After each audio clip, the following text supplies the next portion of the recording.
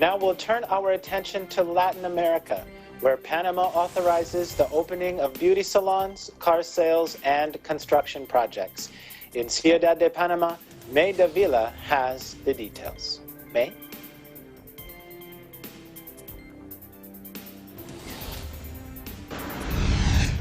The national government of Panama announced the opening as of next Monday, August 17, of various commercial activities, which include barber shops and beauty salons, construction projects, retail trade, car sales, and the return of work from various non-government organizations operating in the country. The announcement was made by the Minister of Health, Luis Sucre, after an analysis carried out by the Cabinet Council and the health advisory teams. They confirmed the decline in RT, or effective reproductive number, and the incidence of COVID-19 cases, as well as the improvement in the behavior of a large part of the population during the pandemic. Minister Sucre said that as of Monday, offices of non-government organizations, which are 164 organizations, will be allowed to open and give those Panamanians who work in them the opportunity to return to their work sources.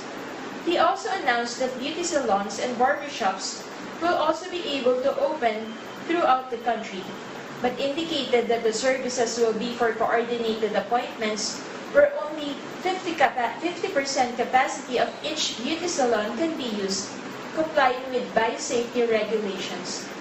The use of masks is mandatory. In the same way, the sale of cars in general and retail businesses that already sell their items through delivery system will be open. He stated that from this moment on, people who buy online will be allowed to collect the merchandise at the door of the store or in an organized manner from the parking lots.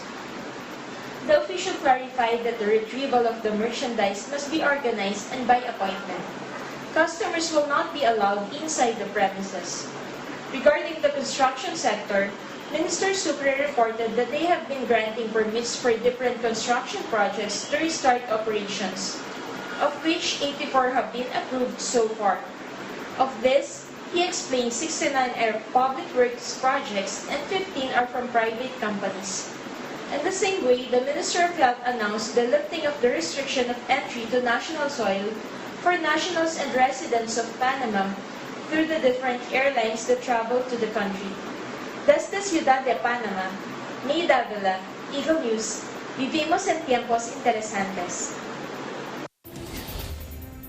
Thanks, May.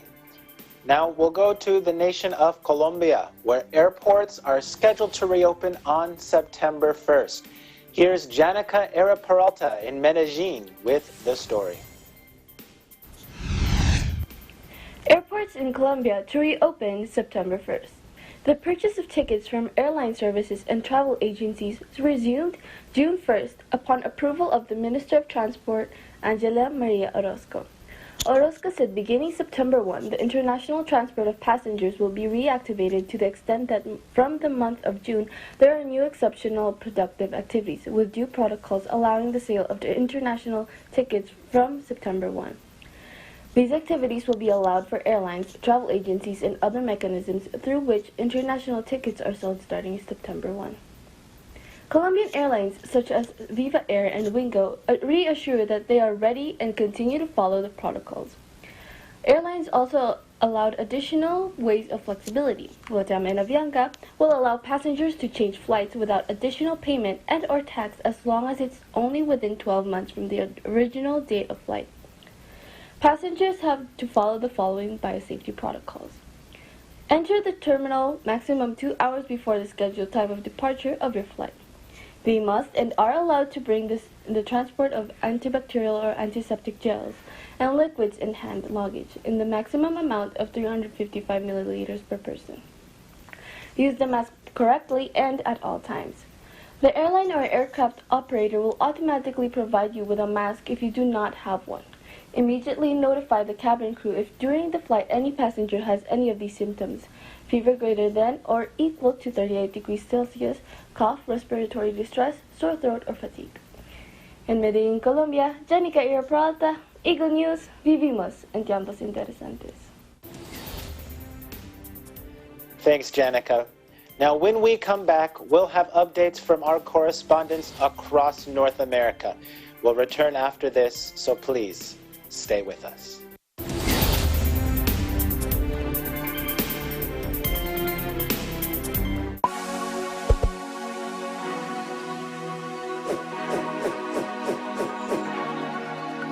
Hello there, I'm Alfred, and I'm a graduate of Bachelor of Science in Computer Science, batch of 2008 in New Era University. I'm currently working as an operations analyst in Autodesk. Hi, I'm Earl Escanio, and I graduated with Bachelor of Science major in Computer Science in 2010. I am a consultant at Trinity Consulting, LLC. Hi, I'm Ivy Nakatagal, Bachelor's in Computer Science graduate, year 2010. I am currently working as a cybersecurity analyst in one of the largest telco here in New Zealand, Coast Park, NZ. I'm Frank David Riego, a BS Computer Science graduate here in 2015. As a legal analyst, I am tasked with US cases, specifically civil torts cases. I am Melanie Rico Hermosa P, a Bachelor of Science in Computer Science graduate, year 2006. I'm currently a software quality assurance engineer at FBI Systems here in Maryland, United States. Hi, I'm Renzo Cruz. I'm a graduate of BS Computer Science, year 2012. I'm currently working abroad, and I'm working as a senior cybersecurity consultant who specializes in digital forensics and incident response. And I am part of a national security in one of the countries here in the Middle East. I am inviting everyone to study at New Era University. To legit, to great. Be brilliant in the new era. Study now at New Era University. Excellence! Discipline, Service to humanity.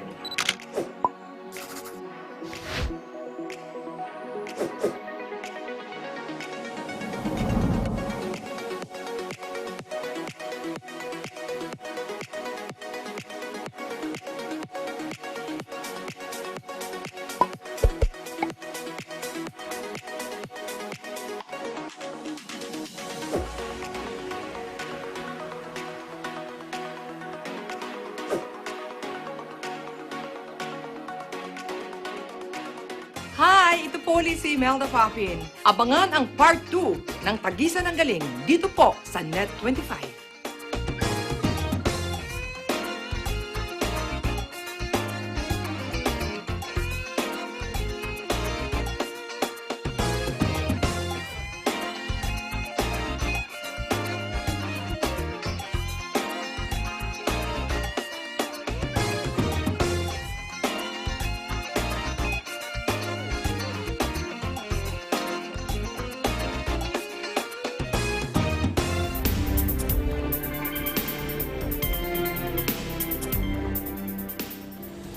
Hello, everyone, and welcome back. You are watching Eagle News America.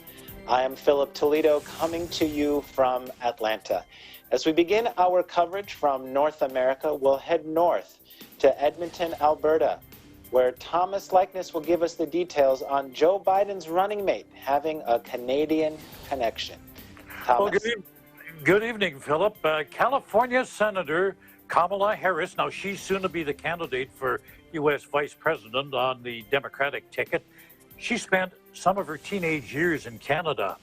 Let me tell you how she wound up here. Back in the late 70s, her mother was a cancer researcher. She took a position at Montreal's McGill University. But Kamala really didn't want to come here. So how did this 12-year-old girl feel about being uprooted from her home in Oakland, California, to come to the frozen north in 1978? Well, here's what she wrote in a memoir. These are her words. The thought of moving away from sunny California in February, in the middle of a school year, to a French-speaking foreign city covered in 12 feet of snow was distressing, to say the least.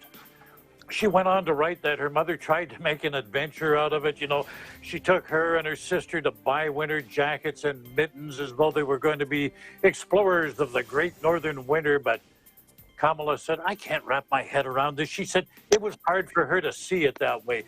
Then there was the language. You see, French is the official language of Quebec. Kamala, of course, spoke English from California. And she says, while she was trying to learn the language, she jokes that she sounded like a duck.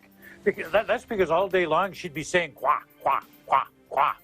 Well, you know, quack is the French word for what? She doesn't understand what people are saying, so she's saying what? Quack, quack, quack, quacking like a duck. And her future as an activist, that was kind of foreshadowed during the Montreal years. You see, when she was 13, she led a protest. That's right, 13 years old. She leads this protest in front of the apartment building where she and her mother and her younger sister lived. It seems the landlord was one of these, get off my lawn. They had a policy forbidding kids from playing on the front lawn of the building. Well, the protest was successful. That was the beginning, I guess. The family lived in the relatively wealthy neighborhood of Westmount in Montreal. She was active in her high school, and according to her yearbook, her ambition, to be a lawyer.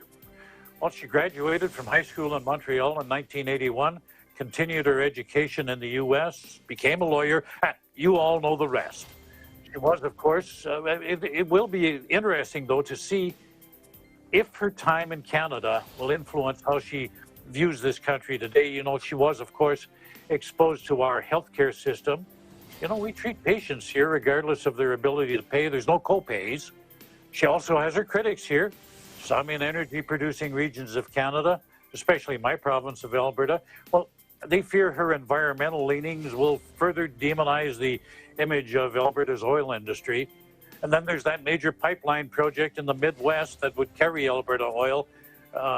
That one the Democrats have said they will cancel. So there are a lot of questions as to what will happen if she ever ends up as number two, as they say, a heartbeat away from the presidency. But for now, she has bigger fish to fry in the U.S. She's got a campaign to run. In the meantime, I wish you all good health. Take care of others, take care of yourselves, stay home, stay safe, and stay tuned to Eagle News for accurate and balanced coverage of the COVID-19 pandemic and other current affairs in Edmonton. In Edmonton, Canada, Thomas I. Likeness, Eagle News. We live in interesting times. Back to you, Philip. Thanks so much, Thomas. And can you remind us again, how do you say what in French? Quack, quack. I feel like a duck. It walks like a duck, quacks like a duck. It must be a duck. Maybe, Tom. But a serious question for you. Now Sure. that the presidential race here in the United States has somebody on the ticket with a Canadian connection, have you noticed a change in the interest level of the average Canadian in U.S. politics or the U.S. presidential race? Well, this story was on every major newscast in Canada today, and certainly in the papers. We have a high interest on what happens in the U.S. As I've said before, when the United States coughs, Canada gets a cold. So we're very, very interested always in who will be in the White House and what their policies are. As I said, she's got her critics. She's also got people that are very fond of her. So it'll be very, like we always say in Eagle News, these are interesting times. Absolutely. These are very interesting times, Tom. And before we go, I mean, usually you mention it, but how's the weather in Edmonton today? Well, it's cooled down a little bit. We're sitting at about 19 degrees, 20 degrees, so that would be about 68 on the Fahrenheit scale down there. We've had a lot of rain over the last couple of days, but it's certainly cooled down from that heat wave we had about a week ago. That sounds very cool compared to the 90-degree weather we've been having down here in Atlanta. This is kind of like Baguio.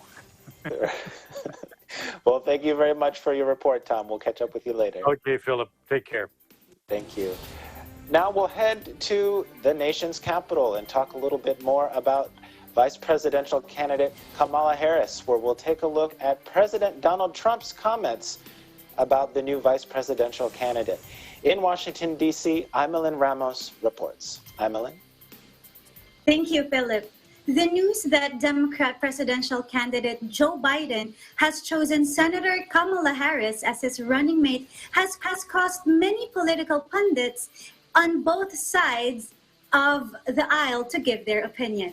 For those of you who don't know Vice President candidate Kamala Harris, and to continue Thomas' report, she was sworn in as a U.S. Senator in 2017. Senator Harris is the second African-American woman and first South Asian American senator in history. She has also served as the district attorney of San Francisco and was elected as the first African American and first woman to serve as California's Attorney General. With this impressive resume, former Vice President Biden's announcement was met with both support and attacks. President Donald J. Trump, who last month acknowledged that Senator Harris would be a fine choice for Joe Biden, described Harris as, quote, nasty and disrespectful. Let's take a look. Plus, she was very, very nasty to, one of the reasons that surprised me, she was probably nastier than even Pocahontas to Joe Biden. She was very disrespectful to Joe Biden, and it's hard to pick somebody that's that disrespectful. When she said things during the debates, during the Democrat primary debates, that were horrible about Sleepy Joe.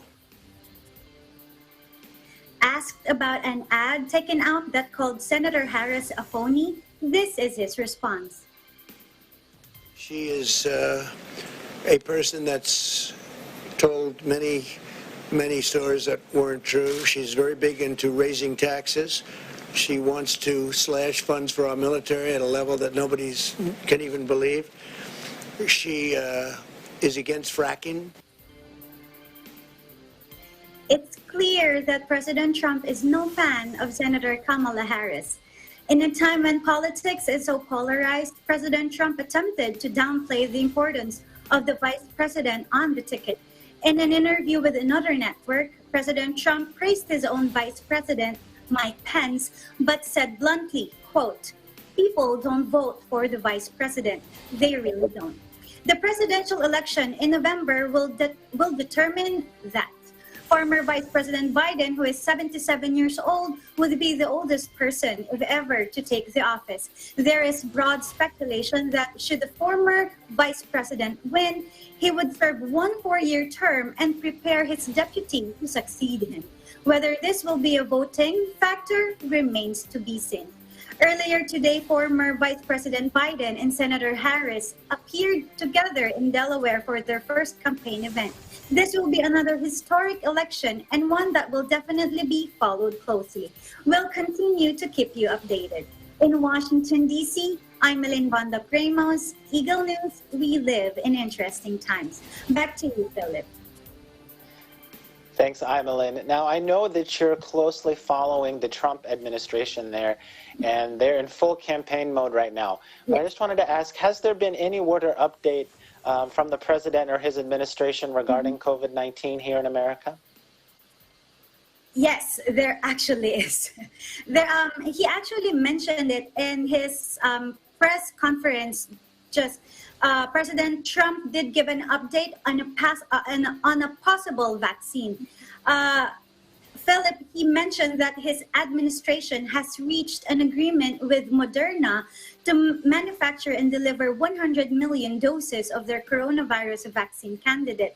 He also mentioned that they've secured partnerships with Johnson & Johnson and other companies that will support large-scale manufacturing of their vaccines. He mentioned that there are 3 vaccine candidates that are already in phase 3 trials. He then said that after the 100 million doses are produced and the vaccine is approved, up to 500 million will be produced thereafter. He calls this push for a vaccine, quote, Operation Warp Speed, and says it's the largest and most advanced operation of its kind in history. But so far, no vaccine has yet to be approved by the FDA.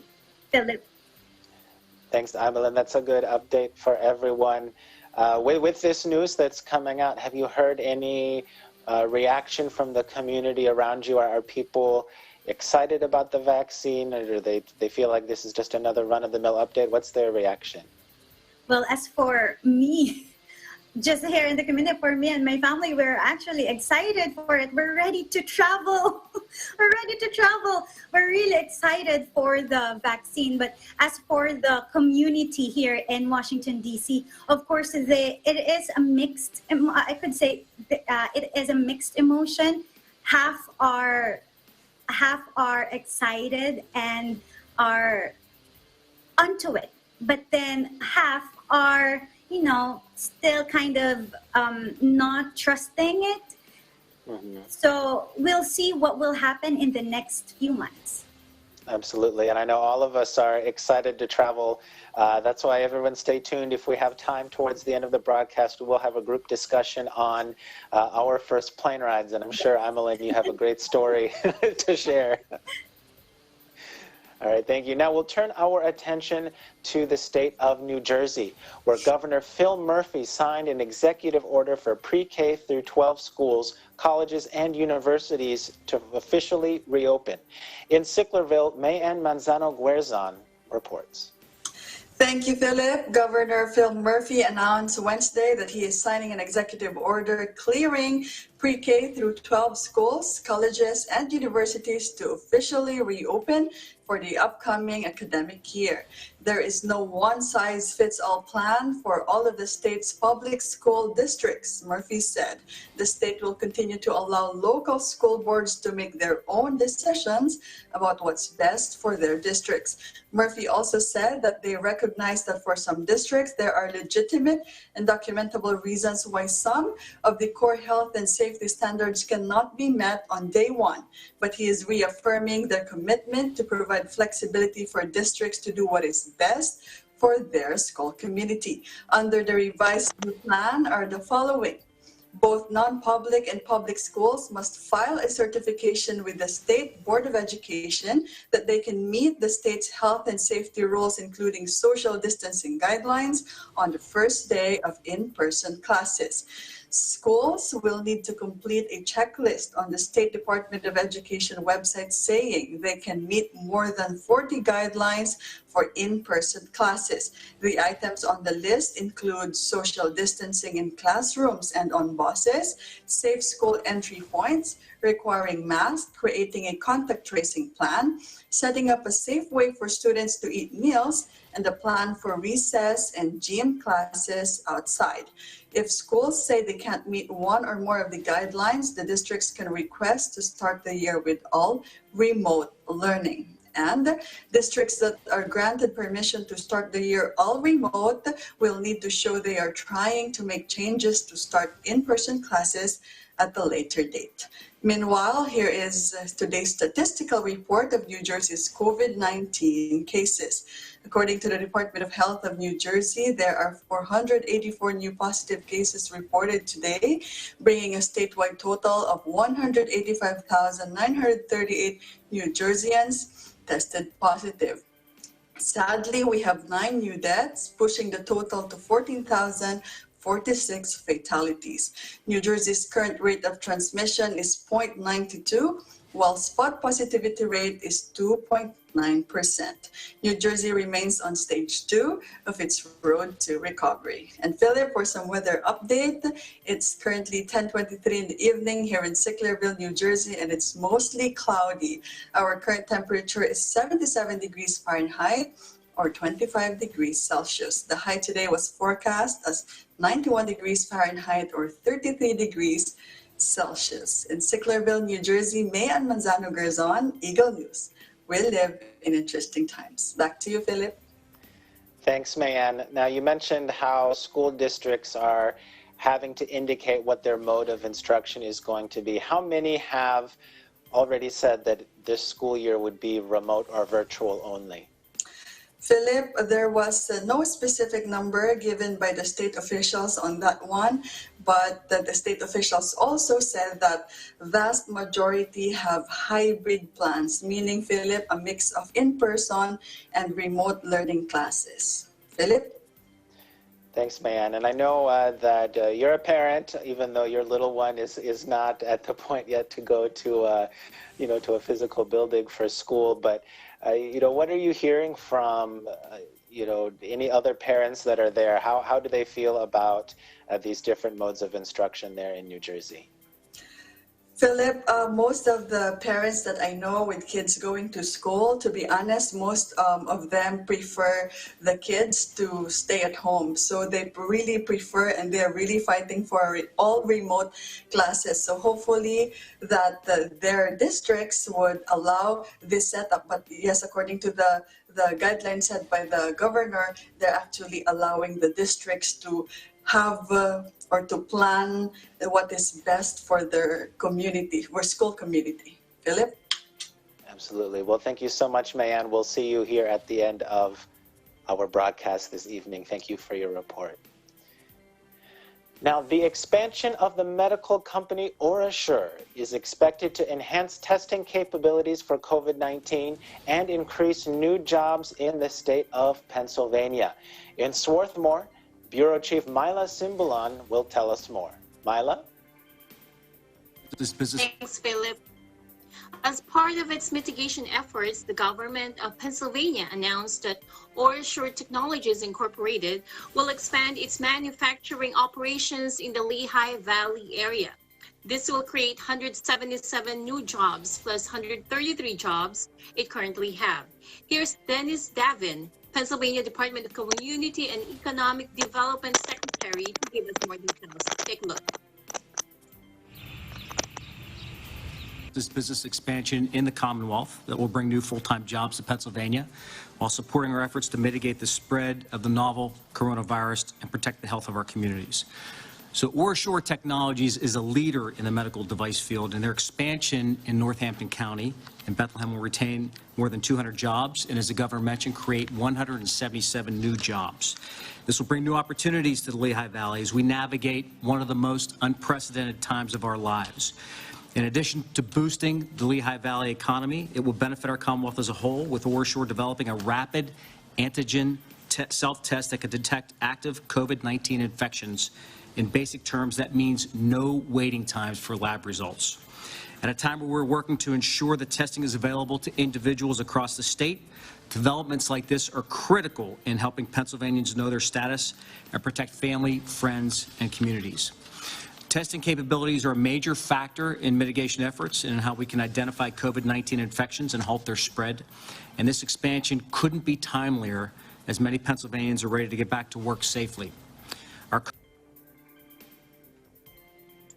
Oreshore received a funding proposal from the Department of Community and Economic Development, or DCED, for $531,000 Pennsylvania First Grant and $531,000 in job creation tax credits to be distributed upon creation of the new jobs. The company may also be eligible for the Manufacturing Tax Credit, or MTC program, and the Research and Development, or R&D Tax Credit program. Here's Stephen Tang, Oreshore President and CEO, to tell us more about Oreshore. Take a look. For those of you not familiar with Oreshore, our family of companies is pioneering new paths to improve health and wellness on a global scale. Our innovative sampling tools, services, and diagnostics unlock access to accurate, essential information that advances global health and well-being. We're a global leader in infectious disease diagnostics with a legacy of helping to solve the world's most difficult diagnostic challenges. We have the first and only rapid HIV in-home test approved by the FDA and the first and only World Health Organization pre-qualified rapid oral HIV test. Our OraQuick Rapid Ebola antigen test is the first rapid diagnostic test the FDA cleared for marketing in the U.S. for the Ebola virus disease. All are built on our unique OraQuick lateral flow platform that provides accurate and easy to administer testing methods. Our technologies are the ideal platform for the emerging trends in diagnostic testing, and they are certainly ideally suited for the current COVID-19 testing dynamic. In Swarthmore, Pennsylvania, Eagle News, this is Myla Simbulan. We live in interesting times. Philip? Thanks, Myla. Can you talk to us a little bit more about what type of tests related to COVID-19 is Oreshore developing? So the scientists in Bethlehem, Pennsylvania, they are developing two COVID-19 tests. One is what we call OraQuick Coronavirus Rapid antigen self-test. It's really a long name. And what this will do is this will quickly detect COVID-19 infection at the point of sample collection. Stephen Tang even calls it lab on a swab. So you don't need to send the sample to the lab. Once you can do the swab on your own, and then you can read the results right after. This is really a game changer because you don't need to transport the samples to a lab for processing. The other test is what we call Oreshore SARS-CoV-2 oral fluid antibody test. So this will detect if you have prior COVID-19 infection, but this is a lab-based antibody test. The company Oreshore intends to submit both tests to the Food and Drug Administration, or FDA, for emergency use authorization. So hopefully, Philip, we'll have this really soon. Philip? Absolutely, Myla. And did you say that the second test there was an oral test for the antibodies? Yes, it's an oral fluid antibody test. Yes, that's correct. Well, that sounds like great news because I'm definitely not a fan of getting my blood drawn, and that's the way that they do the antibody test now. So I'm sure that will make a lot of people feel more comfortable, getting that type of sample. That's correct. Yes. Well, thank you so much, Myla. We'll see you here at the end of the broadcast for our discussion on planes. But make sure, everyone, that you don't go anywhere yet, because coming up we'll have more updates from our correspondents. We'll be back in just a moment, so please stay with us.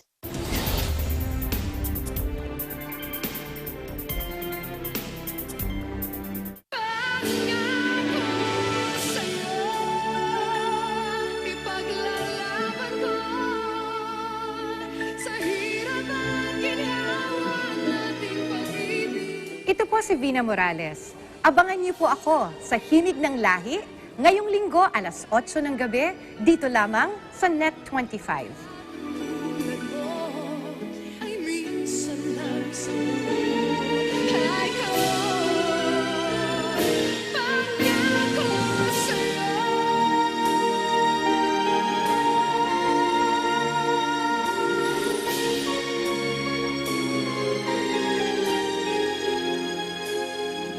Hi everyone, it's Kula Desma. Abangan ang part 2 ng Tagisan ng Galing dito lang sa Net 25.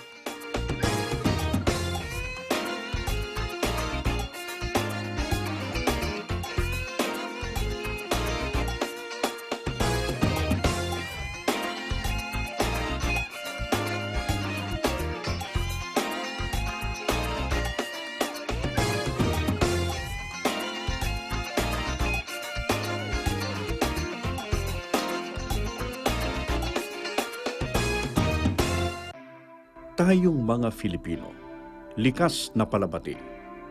Sanay rin tayong makipagkamay. Pero dahil na rin sa COVID pandemic, isinusulong ang pagbati na hindi na kailangan pang makipagkamay. Ang pambansang pagbati. Ito ay ang pagdampi ng kanang palad sa gitnang bahagi ng dibdib, kasabay ng bahagyang pagyukod ng ulo o paibabang tingin, at pagsambit ng mga salitang nagpapahayag ng pagbati, paggalang o pagpupugay. Pagkatapos nito ay ang pag-angat ng ulo ng nakangiti at nakatingin sa mata ng binabati.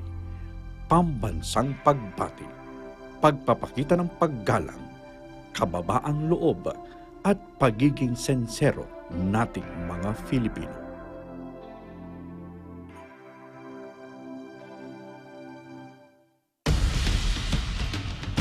Accurate and fair reporting.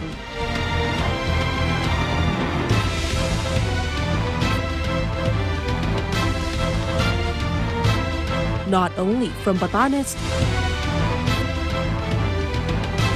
to Tawi-Tawi, but also abroad. Detailed and timely stories relevant to people all over the world. Catch all of these at Net 25. your reliable source of news, entertainment, and technology updates.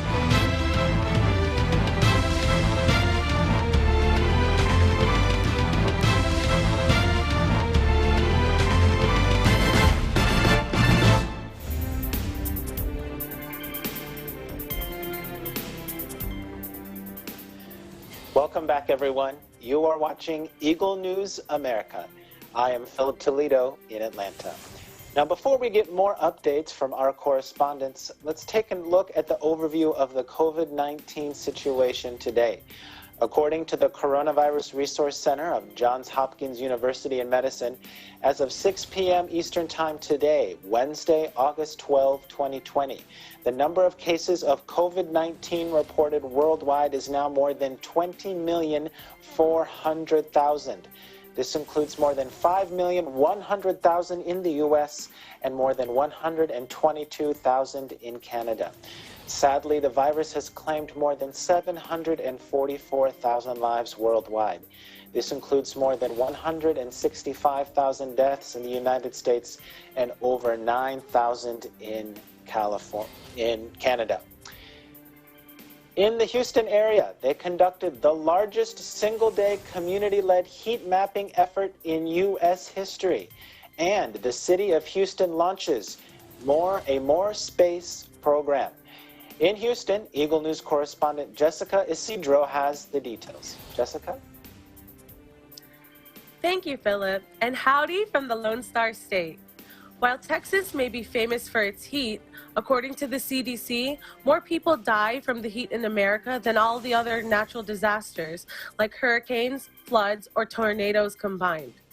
81% of heat-related deaths occurred most frequently in urban areas, with Texas having among the highest burdens. A difference of 15 to 20 degree higher temperatures can occur within a city, and research shows a correlation between lower income neighborhoods and higher temperatures. These urban heat islands, or places of extreme heat, are often found in poor minority neighborhoods with few trees. On August 7th, the Houston Harris Action Team, a collaboration between the City of Houston, Harris County Public Health, the Nature Conservancy of Texas, Houston Advanced Research Center, Lowe's, and Shell held the largest single-day community-led heat mapping effort in U.S. history.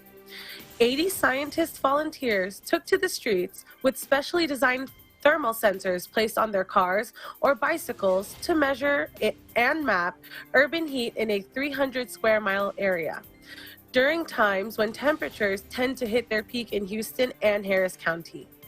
Once scientists, public health officials, and community leaders analyze the data, local leaders hope the heat maps can help determine which neighborhoods need cooling center locations, green space, green rooftops, and tree planting. The heat mapping project is part of a larger initiative funded by the National Oceanic and Atmospheric Administration's Climate Program Office. The Houston Harris County team is one of 13 communities selected to participate and is part of Resilient Houston's strategy to make Houston neighborhoods greener and cooler. Mayor Sylvester Turner stated that Houstonians do not prepare for heat like we prepare for hurricanes, but we should, as Houston is getting hotter, and we need help. We need science and data to help identify where the greatest impacts are, so we can keep Houstonians safer and our city more resilient. Meanwhile, we move to the topic of space, not the outer kind, but rather in terms of social distancing.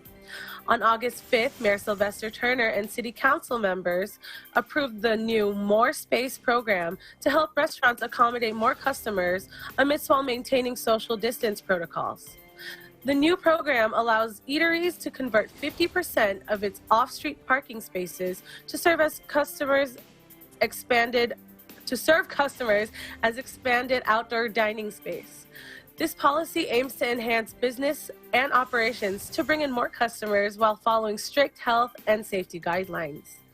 Mayor Turner stated, "Houston is eager to re-engage, and Houston's restaurants are excited to see their customers return. At the same time, we want to keep everyone safe, and I encourage people to continue social distancing, wearing a mask, and washing their hands frequently, And since occupancy is lower during this time, parking spaces can be converted to places to serve customers. It's a win-win. In Houston, Texas, I'm Jessica Isidro, Eagle News. We live in interesting times. Back to you, Philip. Thanks, Jessica. Now, I'm curious, what are your thoughts, especially you just talked about how hot it can be in Texas, especially in Houston. I've been there, I've experienced it myself. But now we're talking about restaurants opening up their parking space or sacrificing their parking space outside to make outdoor dining spaces. What are your thoughts on that? You know, I don't think it's a bad idea as long as there's covering. Once you're in the heat, you kind of get used to it. And usually, I know when I eat in outdoor dining areas near the beach, they tend to have fans nearby. So it's not too bad as long as there's a direct cover from the sun. Absolutely, that's very important. So for all of you there in Houston, make sure you stay safe, not only from COVID-19, but also the heat. Thank you so much for your report, Jessica. Now we'll turn to Ohio, where Secretary of State Frank LaRose releases an Ohio voting safety plan. In Perrysburg, Eagle News correspondent Rani Bayuga reports. Thank you, Philip. With 83 days left till Election Day, Ohio Secretary of State Frank LaRose released his recommendations and guidance for county boards. Ohio has had already in place safe, secure, and accessible voting systems, offering 3 methods to vote: 1, by mail; 2, early in-person voting during the 4 weeks preceding the election day. This includes evenings and weekends. And thirdly, in-person voting on election day. The 8-page, 48-point recommendation specifies how to safely and properly operate the voting facilities. It includes PPE for all voting center staff, procedures on how they will come to work and what to do if they are sick, routine cleaning of machines and e-poll books, and includes how to handle and escalate issues. The plan even includes specifically the type of hand sanitation cleaners to use. It also recommends, if feasible, that voters will be able to keep the pens and even the stylus used for electronic voting. Regarding voters, Secretary of State Frank LaRose highly recommends that voters wear their protective gear, but does not require it. If voters do not wear their PPE, they will still be allowed to vote, giving options to vote outside if need be. Yes, curbside voting is also an available option. The same requirements for Ohioans to go to the grocery store and/or restaurants is still in place. Everyone is required to wear a mask by law. Secretary of State Frank LaRose quickly dispelled rumors of delaying the election day. He was firm that voting day will not change. Voting day is protected by federal law, which has been in place since 1845. COVID-19 updates. Positive cases in Ohio rose to 104,248, but its 21-day trend is still lower than its previous highs. Deaths at 3,734, and it is sharply trending down. Hospital admissions at 11,901, its trend slightly higher. ICU admissions at 2,721, its trend slightly higher also. The number of counties in public emergency level 3 continues to drop. At its highs at 23 about 3 weeks ago, it is now down to 11. These results are largely due to the mandatory wearing of masks. Travel advisory. Governor Mike DeWine tweeted today updates to Ohio's travel advisory. Based on current positivity rates, Ohioans are encouraged to avoid travel to Texas, Florida, Idaho, Alabama, Mississippi, and Nevada. Those coming into Ohio from any of those states are recommended to self-quarantine for 14 days. Perrysburg, Ohio, Eagle News, Ronnie Bayuga. We live in interesting times. Back to you, Philip. Thanks so much, Ronnie. Now, the election and the mix of the pandemic that's been a hot topic across the country lately, and you touched on it a little bit there in your report about how they said that the voting day would remain as it is. What about you? What's your opinion? Do you think that voting day should be moved? Or election day should be moved? I'm going to be with the Secretary of State, Frank LaRose, on this one, Philip. If we think about it, despite the pandemic, we are still able to go to the grocery stores, to the post office, and even restaurants. Even when we were lining up at the entrance at Costco, when it was like a queue line of maybe a quarter-mile long, just so we can buy toilet paper, I think Americans adjusted and made the best of things. So from what we experienced thus far, voting can't possibly be more dangerous than that, so long as we act responsibly and wear our PPEs. Americans can vote with confidence. That's a fair perspective, Ronnie. Thank you so much. We'll see you, hopefully, if we have time here at the end of our broadcast to talk about our first plane trips. But thank you for your report. Thank you. Now, you're very welcome. Now, we'll turn our attention to the Pacific Northwest, where outdoor adventures generate billions in Washington State. Bureau Chief Frendel Fajera in Seattle has the story. Thank you, Philip. Hashtag recreate responsibly in the evergreen because outdoor recreations bring in the big money. For our viewers who aren't familiar yet with Washington State, it is known to be a premier destination for all outdoor recreation enthusiasts. It is known as the Evergreen State because of its lush evergreen forest. We are a state of incredible views, lakes, rivers, trails. We are a home of beautiful parks that draw a multitude of outdoor recreation enthusiasts, and in recent COVID-19 times, the outdoors have been a huge magnet to first-time hikers and lake seekers. Due to social restrictions and other business operating mandates, many families have been able to salvage summer by taking their family adventures out to the parks. Through the Washington State Recreation and Conservation Office, Governor Inslee expresses how much he encourages and hopes that residents continue to explore our state's parks, forests, and waterways. Not only do these adventures bring in great experiences for our mental health, well-being, and our connections with our family and friends during these unprecedented times, these activities are an essential aspect to the state's economy. On one of Governor Inslee's Facebook posts, he informs us that the $26.5 billion outdoor recreation industry provided 264,000 jobs last year. That's 1 in every 17 jobs in Seattle. Which study shows that every $1 million spent on outdoor recreation supports 10 jobs. Now, Mark Barreca, Director of Community and Government Affairs at Recreational Equipment, reported that the recreation sector has shown strong growth over the past half decade, $21.6 billion in 2014 to $26.5 billion in 2019, which is a 20% increase.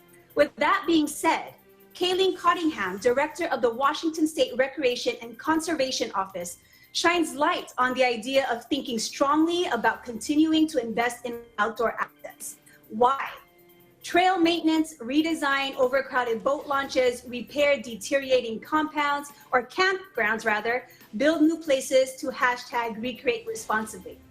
Now, beyond economical gain, Washington's outdoor places come with many other blessings. They provide public benefits known as ecosystem services, such as clean air and clean water, habitat for animals, scenic beauty, water storage to minimize damage from floods, resiliency to climate change, food and medicine, and of course, recreational enjoyment. Now, outdoor recreation is a part of the culture and heritage of our state. So when we are out there, let's not forget to really think about what it means to recreate responsibly, as I've been saying throughout this report so far. We have to know before we go. If that place is crowded, we have to go somewhere else. Practice physical distancing, plan ahead, play it safe, Search and rescue operations and healthcare resources are both strained. Okay? Explore locally, leave no trace by taking your garbage home with you, and build an inclusive outdoors by playing an active role of making the outdoors safe and welcoming for all identities and abilities. Now, adventuring the outdoors is definitely something to be grateful for. And to know our outdoor recreation endeavors weigh in heavily to our state's economy makes it evident that we are direct contributors in taking steps to a safe reopening. Seattle, Washington, Frendel Faherin, Eagle News. We live in interesting times. Back to you, Philip. Thanks so much, Frendel. Now, it's great to hear that individuals and families, they're being able to go out, enjoy nature. What about in the city? What's that like? Are families dining out? Have you gone out? What's the experience been like? That's a great question. So yeah, the city, I mean, the restaurants are open. They're welcoming families to come enjoy their food, dining in. And for me personally, which I'm pretty surprised because I thought I would wait a little longer, but I have gone out with my family, dined in, and I felt, Philip, completely safe because one, they implement the precautions, the safety measures. So you can't enter the restaurant without a mask, and you have to keep your mask on until your food gets there. And what we've been doing to really practice physical distancing and to feel a little safer, we actually sit out in the patio, and we're about maybe three tables apart from the next family. So it's been really great. The waitresses are awesome, the hostess, the cooks, everyone's been being really safe. So we really appreciate that.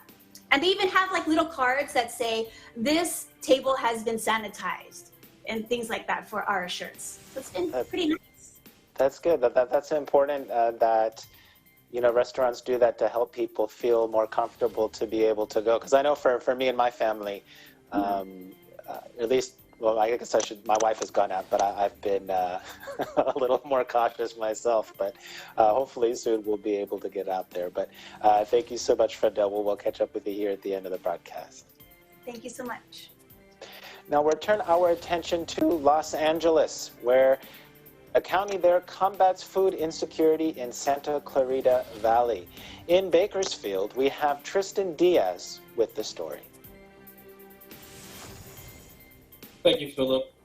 Approximately 1,800 residents arrived in their cars at the Castaic Regional Sports Complex Aquatic Center for the free food drive-thru giveaway today from 9 a.m. to 12 noon.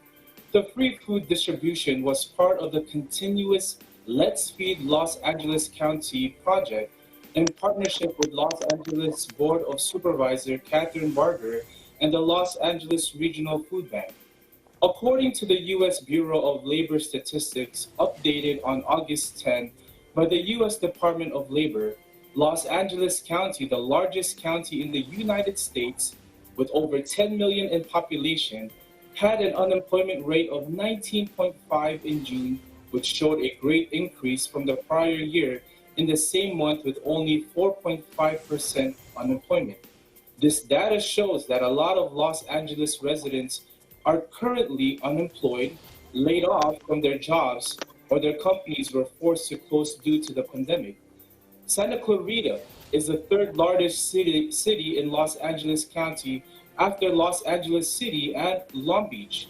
According to SantaClaritaGuide.com, the city is considered more affluent in comparison with other areas throughout Los Angeles County. But with over 200,000 people living in this area, residents in Santa Clarita have also been impacted financially during these struggling times with job losses and company closures. As seen by this long line of cars, many here are now facing food insecurity. Our Eagle News team was on site at the free food giveaway and received these reactions from those who drove through to pick up their free food. Take a look. It's helping a lot. I mean, we're unemployed. I'm taking care of a teen right now that just started school. EBT only goes so far, so This is the first time I've been to one. My husband's been furloughed for like 4 months. It's been tough. It was really hard because we lost our mom and we couldn't see her in the hospital. That was difficult. It's been a tough time. We're trying to see the silver lining that we had more time with family at the house, but it has been tough. It's affected me and my family. The reason I'm not working, you know, my girl's not working either, so it's been pretty tough, you know. There's not much you can do, you know. You just got to try to stay home, avoid trying to be with other people, you know. So it's pretty tough, you know. Me ayuda porque como no tengo trabajo, entonces había ayudado mucho en poderles dar de comer a los niños, sobre todo completar la comida. Keep watching Eagle News America for the full feature on this Let's Feed LA County food distribution. According to the Los Angeles Regional Food Bank, hunger does not discriminate and affects everyone regardless of age, race, and educational background. The food bank will continue its partnership with county officials to sustain this project to feed the people of Los Angeles and ensure that no family or person goes hungry. For the update, according to the Los Angeles Public Health Department, the number of newly reported cases in the county today is 2,428 and 58 new deaths. The total number of confirmed cases is now 214,197,000 with 5,109 deaths and 1,538 current hospitalizations. In Bakersfield, California, Tristan Diaz, Eagle News, we live in interesting times. Back to you. Thanks, Tristan. Now, I was watching the video clips there, and that's quite a long line of cars. How does the LA Regional Food Bank manage to accommodate everyone? That's a good question, Philip. The Los Angeles Regional Food Bank has a varied mission statement with the central purpose of ensuring that no one in the county goes hungry. By working with government and charitable campaigns, they've been helping to alleviate since 1973, distributing more than 1.2 billion pounds of food. They rely on monetary donations from the public and agency partners, and they utilize the manpower of 10,000s of volunteers each year. Philip? Thanks, and I do see a lot of boxes being given away. What kind of food was actually being distributed? That's a good question also.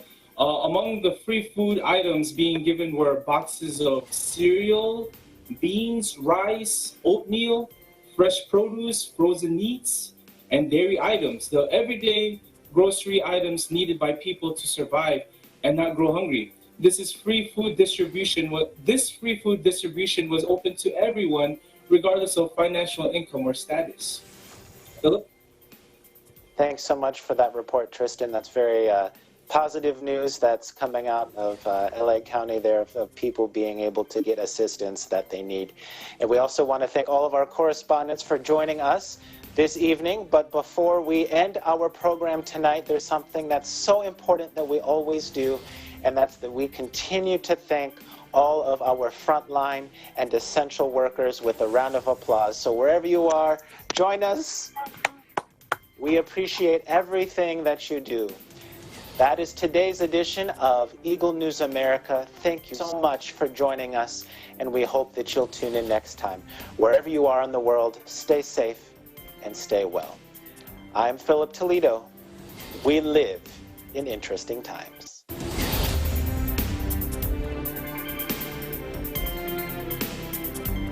The biggest and widest talent company